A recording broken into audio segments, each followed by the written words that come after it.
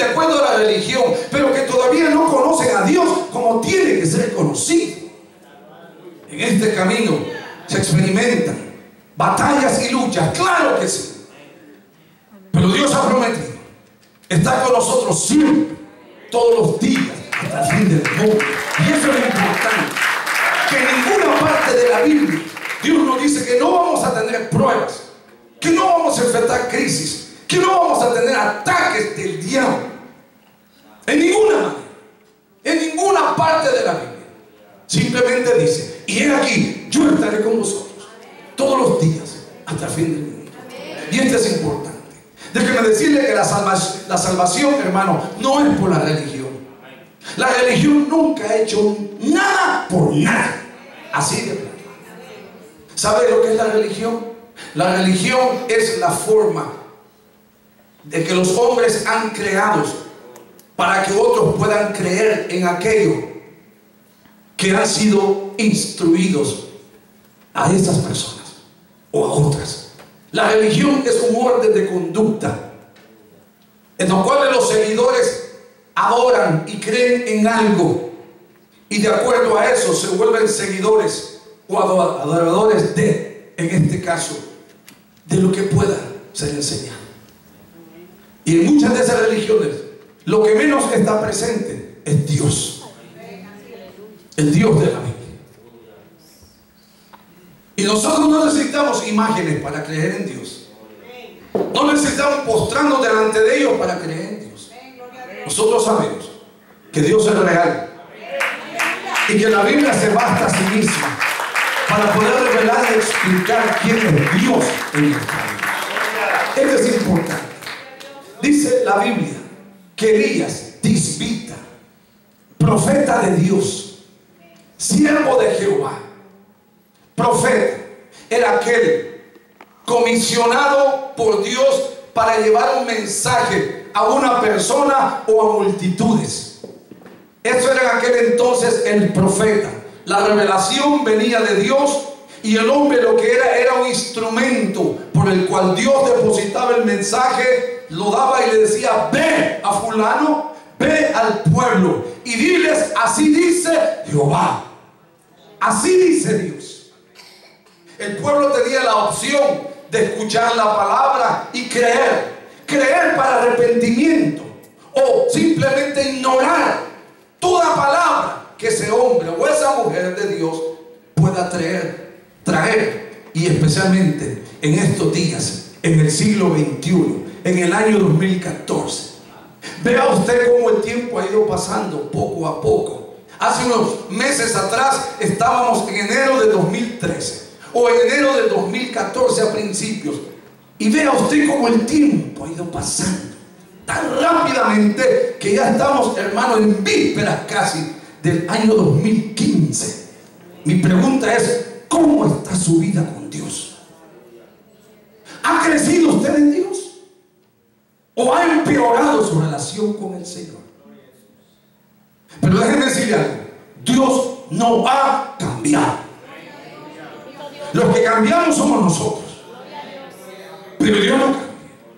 Y eso es importante entender y conocer, que si la vida mía, en lugar de mejorar en este año 2014, si yo no hago cambios para mejorarla, el 2015 puede ser totalmente una derrota o una frustración por el hecho de no comprometerme a solucionar y a corregir mi vida de acuerdo a las alertas y advertencias que Dios me ha estado enviando de diferentes formas y maneras. Arregla tu vida, comprométete, comprométete, búscame, búscame, búscame, búscame.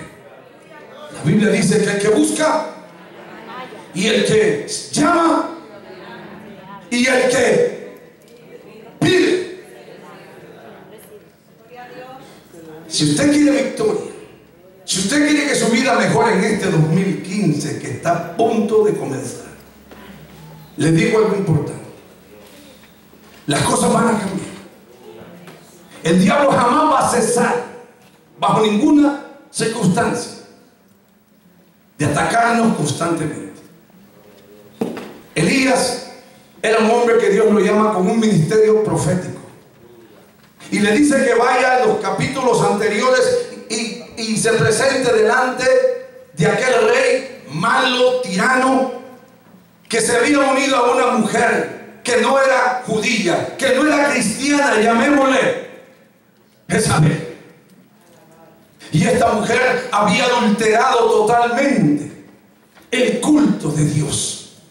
Y el rey había perdido el carácter, la hombría, la esencia, el temor de Dios. Y había permitido que esta mujer se infiltrase y trajera el culto hacia Baal y hacia Acera, que eran otros dioses, en el cual el pueblo mismo había perdido su identidad hacia Dios.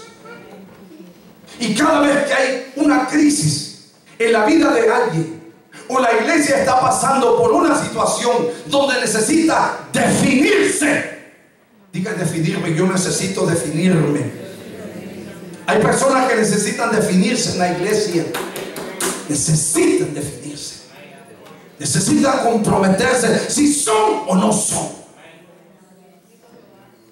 Porque aquí por apariencias, hermano, cuando el diablo te suelte lo que te va a soltar, tienes que estar viviendo lo genuino, para que no te destruya, para que no te destruya. Este hombre había sido comisionado por el Señor a llevar una palabra y le había dicho: así dice el Señor, que por 3 años no habrá lluvia en toda Samaria, sino por mi boca, así ha dicho el Señor. Y dice que los cielos cerraron la lluvia. ¿Por qué? Porque el pueblo estaba prevaricando, adulterando, fornicando el servicio a Dios. Y usted sabe que cuando no hay agua, se muere todo. Si no hay agua, no hay vida. Se mueren las plantas, se mueren las cosechas, se mueren los animales, se mueren los seres humanos, se muere todo. Y Dios había enviado ese castigo como consecuencia de la rebelión del pueblo en contra de él. Hay sequías en la vida de mucha gente, sequías donde antes brincabas y te gozabas en la presencia de Dios, pero pueda que hoy esté aconteciendo algo muy severo, en la cual hayas ido perdiendo poco a poco el ánimo y el deseo de incluso servir a Dios con integridad. Debemos de tener mucho cuidado qué es lo que se está moviendo en nuestro interior y en nuestro exterior, qué es lo que estamos importando de afuera hacia adentro, porque de acuerdo a lo que estemos haciendo, así será la vivencia de Dios, o así será la escasez de Dios en la vida de los cristianos de hoy en día en la iglesia del Señor. ¿Cuánto bendecimos el nombre de Cristo? Dice la Biblia que este hombre confrontó al mismo rey y le dijo que por su palabra cerraban los cielos y que por su palabra únicamente la lluvia volvería. ¿Sabe por qué Dios hace? Para hacer reflexionar al pueblo que necesitaban reconsiderar sus caminos, el por qué había venido aquello a su vida.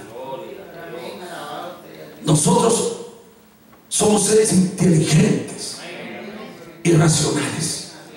Hay áreas en la vida que puede estar pasando por una situación en tu vida donde has dejado de sentir la presencia de Dios.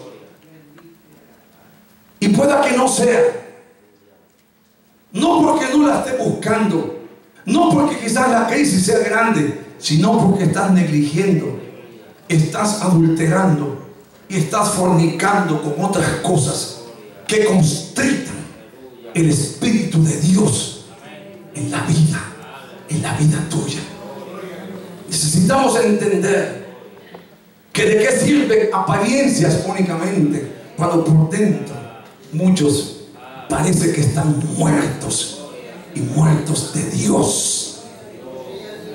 Esto es algo serio.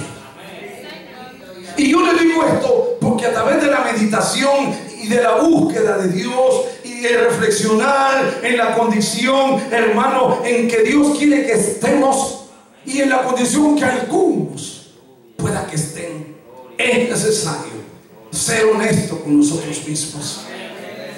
Dejar de señalar a alguien o a culpables cuando los que tenemos la culpabilidad en sí no es el culto, ni el hermano, ni la hermana, ni la iglesia, ni el pastor, sino que yo mismo he provocado que esa situación sea grande por la recepción con que recibí aquello, por haber enriquecido aquello en lugar de haberlo rechazado. Aquello hoy tomó control de mi vida. Y hay algo importante: lo que usted rehúse, hermano, corregir o destruir en la vida, eventualmente, si eso no ocurre, de que usted no destruye o quita, eso eventualmente, hermano, lo matará por no tener el valor, los pantalones de decir: ¿sabe qué? Esto me está robando la bendición, esto me está destruyendo, esto no me está bendiciendo, esto está acabando con la vida mía, aleluya, que yo tenía en Dios. Y como resultado de lo espiritual, lo material también sufrirá el efecto de la situación del creyente o la creyente que rehúsa hacer los cambios en su vida. Esto es serio. Dígale al hermano que está al lado suyo: esto es serio. Es que esto es serio. Note usted, en estos días veía un programa donde un predicador hablaba de prosperidad y la iglesia estaba de pie toda. Y tendrás tanto, aleluya. Y lo uno, aleluya. Toda la iglesia de pie, porque estaban hablando de prosperidad. ¿Pero qué me importa a mí la prosperidad que la tiene? ¿De qué le sirve al hombre si granjeare todos los